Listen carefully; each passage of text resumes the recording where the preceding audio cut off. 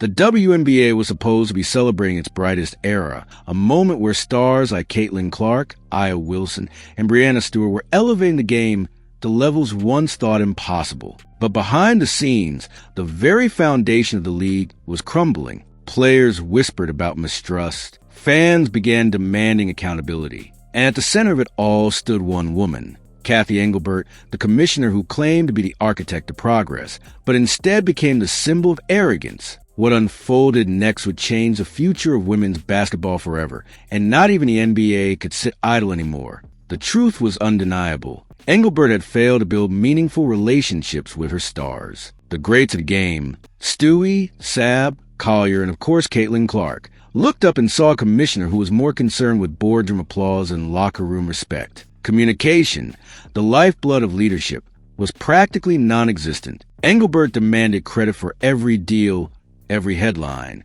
but when the players looked for support, they found silence. This wasn't just bad management. It was betrayal at the highest level, and the fallout was inevitable. Inside the league, frustration boiled over. Instead of collaboration, there was condescension. Engelbert treated the very players who carried the league like they were employees to be managed, not partners to be valued. For months, players bit their tongues, hoping for change, praying for a leader who would hear them. But Engelbert didn't listen. And when silence turned into arrogance, when dismissal became insults, the revolt began. It wasn't subtle. It wasn't behind closed doors. It was loud, public, and impossible to ignore. The players had drawn their line in the sand. And then came the flashpoint, Caitlin Clark. The superstar whose college dominance had already broken records arrived in the WNBA with more eyes on her than anyone before. She was a golden opportunity for the league, a chance to capture mainstream audiences like never before. But instead of nurturing her, Engelbert dismissed her value. Instead of protecting her, she let referees swallow whistles while opponents turned games into demolition derbies. And then Engelbert committed the unforgivable sin. She told Clark she should be grateful the WNBA even existed. That comment would ignite a firestorm impossible to put out. The arrogance in Engelbert's words struck a chord with players everywhere. Grateful? Clark, the player selling out arenas across America before she ever touched a WNBA court, was supposed to bow down in thanks? Fans were furious. Teammates were disgusted. Legends were stunned. And as the backlash grew, Engelbert doubled down, insisting her critics were mischaracterizing her. But no PR spin could bury the truth. Players like Nafisa Collier stepped up, exposing the commissioner's dismissive attitude. Sophie Cunningham called her delusional. Lexi Hull joined the revolt. And suddenly, Engelbert's downfall wasn't just possible, it was inevitable. Engelbert's downfall accelerated with every passing day. She had delivered billion-dollar media rights deals,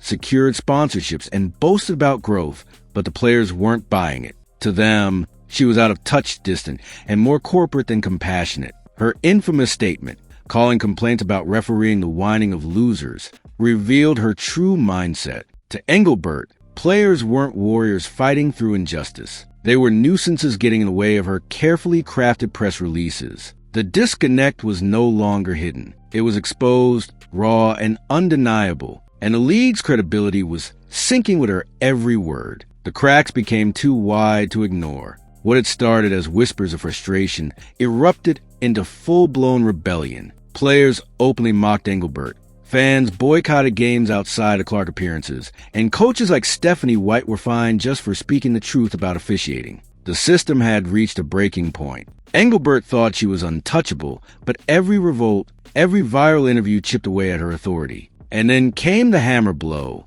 Adam Silver, the NBA commissioner himself, stepped in. He had heard enough. He had seen enough. And he knew the league couldn't survive her leadership anymore. Adam Silver's decision was swift and brutal. No sugarcoating, no soft landing. Cathy Engelbert was fired, not resigned, not stepping aside to pursue other opportunities. Fired, tossed out her chair like a failed CEO who had just tanked her company's stock. The NBA had intervened because it had no choice. Engelbert had embarrassed the league, insulted its brightest star, and risked billions in media deals. Silver made the call not because he suddenly cared about players, but because money was on the line. Caitlin Clark wasn't just a player. She was a golden goose, and Engelbert had nearly killed it. The officiating crisis stood as the ultimate indictment of Engelbert's reign. For an entire season, fans begged for accountability. Players pleaded for consistency. Instead, Engelbert insisted the WNBA had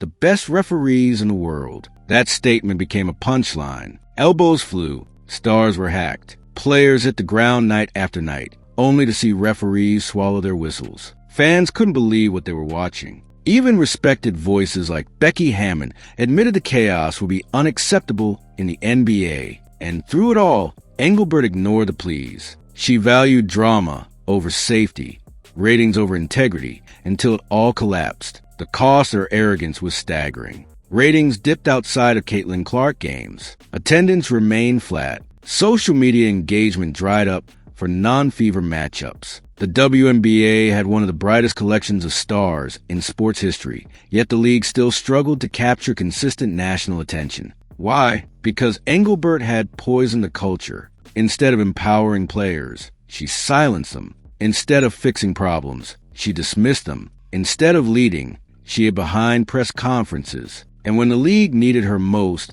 when its brightest star was under attack, Engelbert did nothing. That was her final mistake. And then came the players' revolt. Nafisa Collier set the stage with her brutal exit interview, blasting Engelbert as the worst leader in professional sports. Her words weren't vague. They were targeted and damning. She exposed Engelbert's dismissals of injuries, her arrogance in claiming players should thank their lucky stars, and her cold indifference to officiating chaos. Sophie Cunningham piled on, calling the commissioner delusional. Lexi Hull joined in, ensuring this wasn't just one angry player, but a coordinated rebellion. For the first time in WNBA history, players openly united against their leader, and Engelbert was powerless to stop it. What made this revolt different was the fans. They didn't just watch, it became personal. Fever fans saw Caitlin Clark get hacked, elbowed, and shoved without protection. They saw their coach fined for speaking the truth. They watched as Engelbert dismissed their outrage as toxic whining.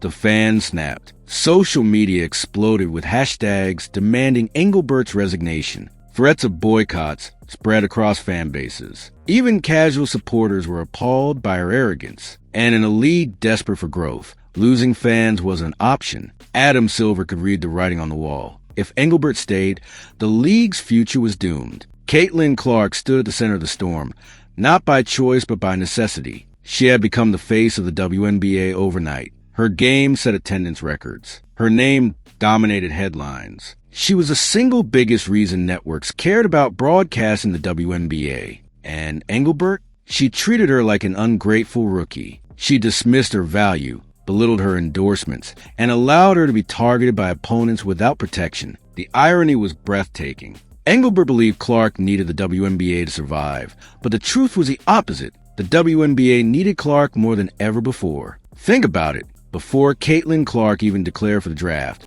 she was already a household name. She sold out arenas coast to coast, shattered college basketball records, and brought in TV ratings that dwarfed some WNBA playoff games. Sponsors lined up to attach themselves to her. She didn't need the WNBA. The WNBA needed her. Yet Engelbert told her she should be grateful. That arrogance wasn't just insulting, it was dangerous. Because if Clark ever decided she was better off outside the WNBA, the league's fragile growth would evaporate overnight. Silver couldn't let Engelbert push her that far. And so, Engelbert was removed. But this wasn't just about Clark. It was about every player who had been silenced, dismissed, or fined under her regime. It was about restoring trust between players and leadership. It was about proving that the WNBA wasn't just a corporate PR machine, but a league that valued its athletes. Silver's move sent a powerful message. Leadership was no longer untouchable. Players had voices, and those voices could bring change. Collier spoke up. Cunningham spoke up. Hull spoke up, and their pressure worked. The league would never be the same again, for better or worse. But let's not pretend this firing solves everything. Engelbert may be gone, but the problems she left behind are massive. Officiating remains inconsistent. Discipline is unpredictable. Player injuries are downplayed. Fans feel disrespected. The culture of fines instead of accountability still lingers. Whoever steps in next has a mountain to climb. They must restore faith, not just with star players, but with the entire fan base. They must rebuild from the rubble Engelbert left behind. Because if they don't, all of this, the revolt, the firing, the outrage, will have been for nothing. And the WNBA can't afford another failure. The next commissioner will face the impossible task of balancing business with basketball. They must negotiate billion-dollar media deals while also winning the trust of players who no longer believe in leadership. They must fix refereeing with real accountability,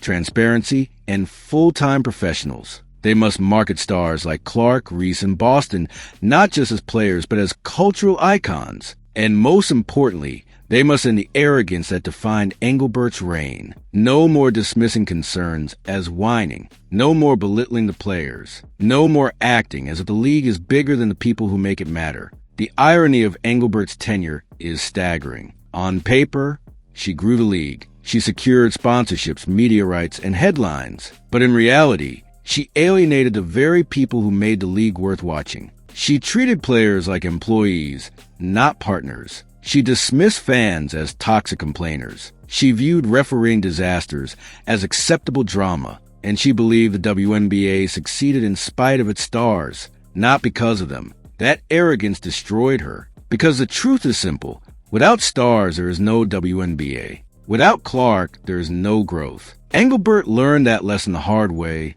too late. The final twist is perhaps the most brutal. Engelbert believed she was untouchable. She believed players would stay silent, fans would remain loyal, and sponsors would keep writing checks. She was wrong. The revolt proved otherwise. The firing proved otherwise. And now, as the dust settles, her name will forever be associated with one of the darkest chapters in league history. For Cathy Engelbert, it's over. But for the WNBA, the fight has just begun. Because the question now isn't whether she was the problem. It's whether the next leader can avoid becoming the same problem all over again.